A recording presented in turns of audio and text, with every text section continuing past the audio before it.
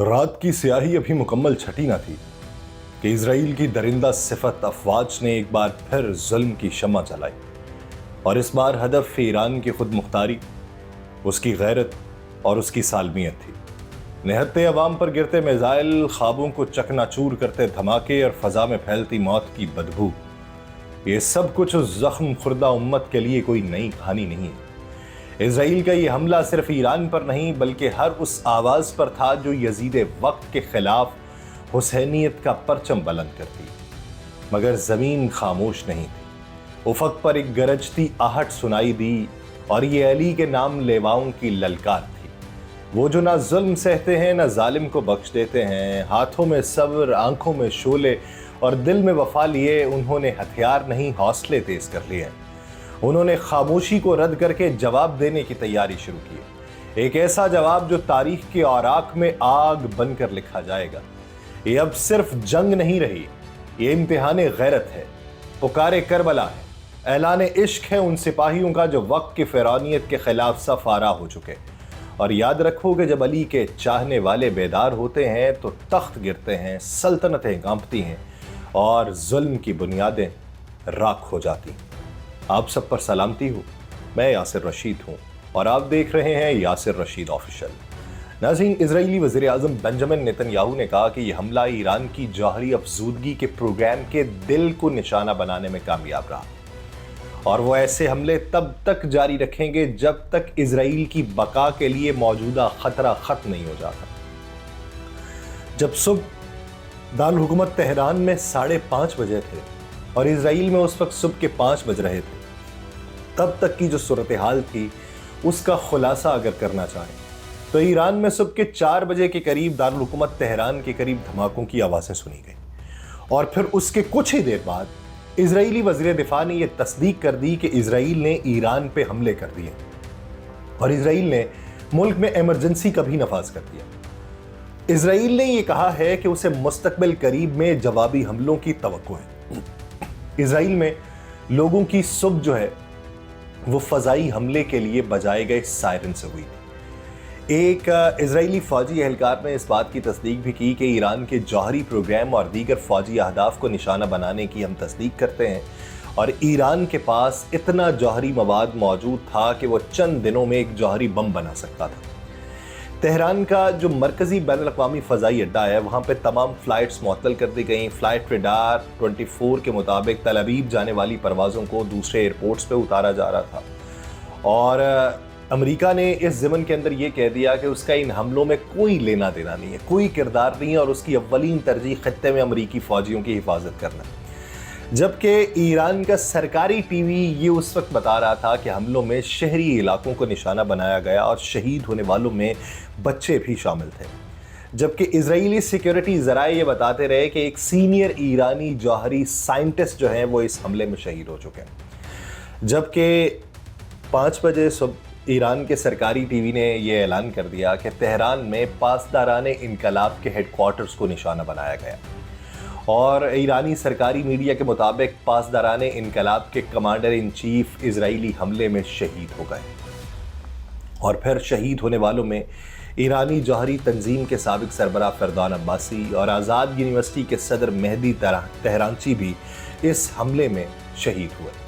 जबकि ईरानी पासदाराने इनकलाब के कमांडर इन चीफ हुसैन सलामी इजरायली हमलों में शहीद होने वाले सबसे सीनियर ईरान के रहनुमा थे। सलामी जो हैं उन्होंने ईरान इराक जंग के आगाज़ पर पासदाराने इनकलाब में 1980 में शमूलियत इख्तियार की थी और जैसे जैसे उन्हें फ़ौज में तरक्की मिली उनके बारे में ये मशहूर होने लगा था कि वो अमेरिका और उनके इत्तहादियों के ख़िलाफ़ सख्त तरीन मौक़िफ़ रखते हैं।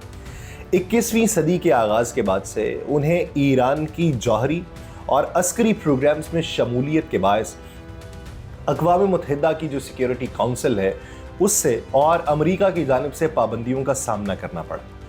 वो सुबह तक ईरान की पासदाराने इनकलाब के सरबराह थे और जब 2024 में ईरान ने इजराइल पर पहला फौजी हमला किया था जिसमें 300 ड्रोन्स और मिसाइल दागे गए थे, वो भी इन्हीं की सरबराही में हुए थे। जब इजराइल के साथ हालिया दिनों में तनाव में इजाफा हुआ तो जनरल सलामी ने ये बात कही थी कल के दिन کہ ایران کسی بھی قسم کی صورتحال، واقعات اور حالات کے لیے پوری طرح تیار ہے۔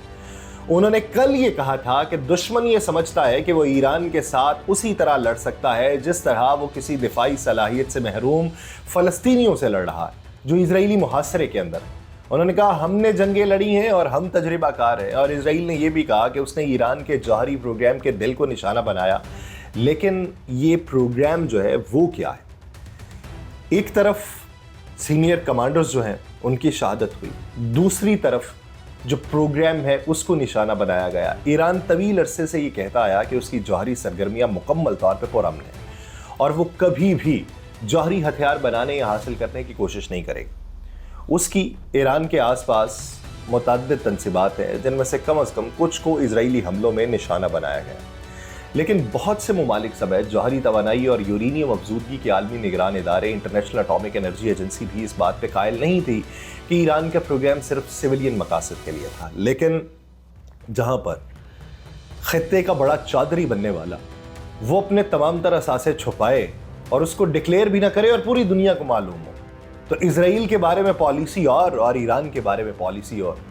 ابھی کل ہی انٹرنیشنل اٹامک انرجی ایجنسی نے امریکہ اور یورپی ممالک کی طرف سے ایران کے خلاف پیش کی گئی ایک قرارداد کی منظوری دیتے ہوئے یہ کہا کہ ایران جوہری عدم پھیلاؤ سے متعلق اپنی ذمہ داریوں پہ عمل نہیں کر رہا، اور گزشتہ ہفتے ہی اس ایجنسی نے اپنی ایک رپورٹ کے اندر یہ کہا تھا کہ ایران کے پاس 60% تک خالص یورینیم افزودہ ہے جو ممکنہ طور پہ 9 جوہری بم بنانے کے لیے کافی ہے۔ آج جو کچھ انہوں نے کیا، ایران نے سب سے پہلے کہا کہ یاد رکھیے گا پہل ہم نے نہیں کی۔ ایران نے کل یہ کہا تھا کہ یہ قرارداد سیاسی ہے، اور ایران کے سپریم لیڈر آیت اللہ علی خامنائی کا یہ کہنا تھا کہ ان حملوں سے اسرائیل کی قبیح فطرت کا پتہ چلتا ہے۔ کہا یہ جاتا ہے کہ یہ جو جنرلز ٹارگٹ کیے گئے اس میں ہدف جو تھا وہ آیت اللہ علی خامنائی کا تھا۔ آیت اللہ علی خامنائی کو ٹارگٹ کرنے کی کوشش کی گئی، لیکن انہوں نے آج یہ کہا ہے کہ اس حملے سے اسرائیل نے اپنے لیے تلخ قسمت کا انتخاب کیا ہے جس کا سامنا اسے کرنا پڑے گا، اور انہوں نے یہ کہا کہ ہم جو ہیں ہم نے بھی ایک تلخ حقیقت چنی ہے اور ہم بھی اس کا مقابلہ کریں گے۔ میجر جنرل محمد باقری کا، اس اعلیٰ ترین فوجی شخصیت کا اس حملے میں شہید ہو جانے کی اطلاعات آنا یہ ایک بہت بڑا دھچکا ہے ایران کے لیے، لیکن اس سے پہلے ایرانی سرکاری میڈیا نے یہ بتایا کہ پاسداران انقلاب کے کمانڈر ان چیف حسین سلامی، ایرانی جوہری تنظیم کے سابق سربراہ فردون عباسی، آزاد یونیورسٹی کے صدر مہدی تہرانچی اور یہ جو ہیں یہ شہید ہو گئے ہیں، جبکہ اسرائیلی فوج کے ترجمان بریگیڈیئر جنرل ایفی ڈیفر نے کہا کہ ایران نے تقریباً 100 UAVs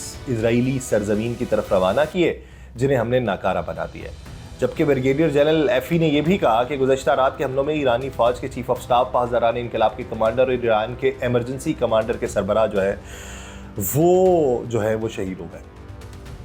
ایران کی جانب سے ممکنہ جوابی کارروائی کے پیش نظر اب اسرائیل میں ایمرجنسی کا نفاذ ہے۔ جوہری توانائی اور یورینیم افزودگی کے عالمی نگران ادارے انٹرنیشنل اٹامک انرجی ایجنسی نے یہ تصدیق کی ہے کہ جمعے کے صبح اسرائیلی حملوں میں جو نیتنز ہے وہاں پہ ایران کے جوہری افزودگی کے مرکزی مقام کو نشانہ بنایا گیا۔ IAEA نے یہ بھی کہا کہ وہ ایرانی حکام کے ساتھ نیتنز کے سائٹ پہ تابکاری کی سطح کے ساتھ ساتھ ایران میں اپنے معائنہ کاروں سے بھی رابطے میں۔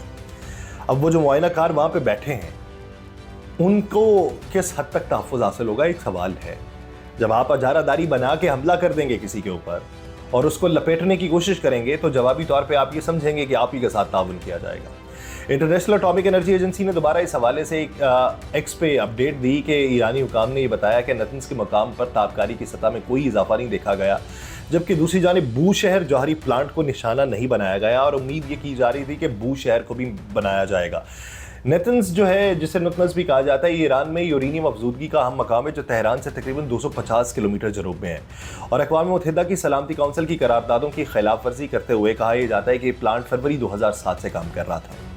نومبر 2014 میں انٹرنیشنل اٹامک انرجی ایجنسی کی جانب سے لیے گئے ماحولیاتی نمونوں کے تجزیوں سے اس بات کی تصدیق کی کہ یہ سہولت کم افزودہ یورینیم بنانے کے لیے استعمال کی جا رہی تھی، جس سے ایران کے جوہری ارادوں کے بارے میں ان کے خدشات بڑھتے ہوئے دکھائی دے رہے تھے۔ اب یہ جو حملے کیے گئے ہیں اس نتنز سائبر حملوں اور تخریب کاری کا بھی نشانہ اس سے پہلے بن چکا ہے۔ جبکہ کمپیوٹر وائرس بھی اس کے اندر ایک شامل ہے۔ 2010 میں دریافت ہوا تھا اور اس کے بارے میں بڑے پیمانے پہ خیال یہ کیا جاتا ہے کہ امریکہ اور اسرائیل کی مشترکہ کارروائی تھی جو اس پہ کمپیوٹر وائرس کے ذریعے حملہ کیا گیا۔ 2020 میں اس مقام پہ آگ بھی ایک لگی تھی اور ایرانی حکام یہ دعویٰ کرتے تھے کہ اس کی پشت پہ سائبر تخریب کاری کی کارروائی تھی۔ 2021 میں ایران نے اعلان کیا تھا کہ سہولت کو جوہری دہشت گردی کی کارروائی کا سامنا کرنا پڑا۔ اسرائیل نے اس آپریشن کا نام رائزنگ لائن رکھا ہے، جبکہ دوسری طرف سے ایران کی طرف سے اب جو ہوگا وہ پھر آپریشن ضرب حیدری ہوگا۔ دیکھیے کہ اس کے نتائج کیا نکلتا ہے۔ مجھے دیجیے اجازت، اللہ نگہبان۔